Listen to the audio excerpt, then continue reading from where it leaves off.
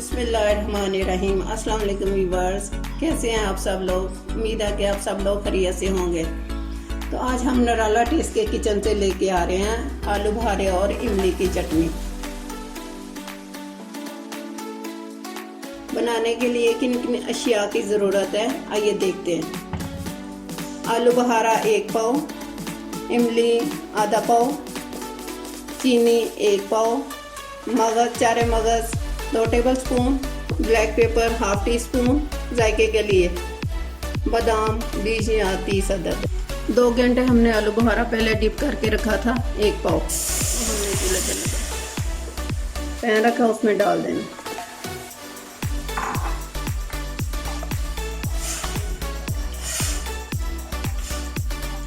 साथ ही आधा पाव हमने इमली डिप करके रखी थी, वो भी पानी में डाल के तो निचोड़ लेंगे और फिर हाली ये डालना। इसका पल्प जो है ना अच्छी तरह से हमने निकाल लेना। गुठलियाँ हमने निकाल देनी और पल्प अंदर डाल देना। 1 पाव चीनी डाल देनी है इसमें और इसको अच्छी तरह पकने के लिए छोड़ देना। जायके के तौर पे ½ टी स्पून काली मिर्च डाल देनी है। अब इसको पका लें थोड़ी देर के लिए।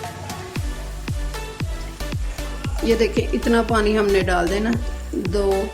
1 आलू बुखारे का बोल था, 1 छोटा बोल इमली का था। 15 से 20 मिनट इसको हमने पकाना है अच्छे से।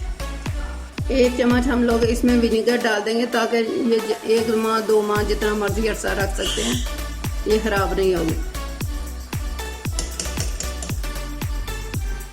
कलर के लिए हम लोग 1 चम्मच जामे शीरी के डाल देंगे, थोड़ा सा रेड कर देगा।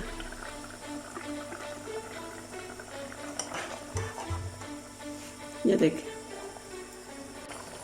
इसमें 4 मगज हमने रखे हुए थे वो डाल देने। ये देखिए कैसी बनेगी मज़ेदार।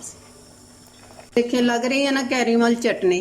अब आप लोग इसे पकौड़ों के साथ खाएं, चाट के ऊपर डाल के खाएं, दही पल्लों के ऊपर डाल के खाएं, वैसे खाएं। पूरा 1 माह आप इसको फ्रीज कर सकते हैं। जब तक हमारी चटनी होती है ठंडी, उतनी देर तक हम लोग बादाम छील लेते हैं।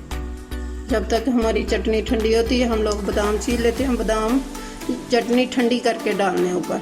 चटनी ठंडी हो गई है, इसको हम लोग बोल में डाल लेंगे। बिस्मिल्लाहिर्रहमानिर्रहीम। ये देखिए कैसी मजेदार।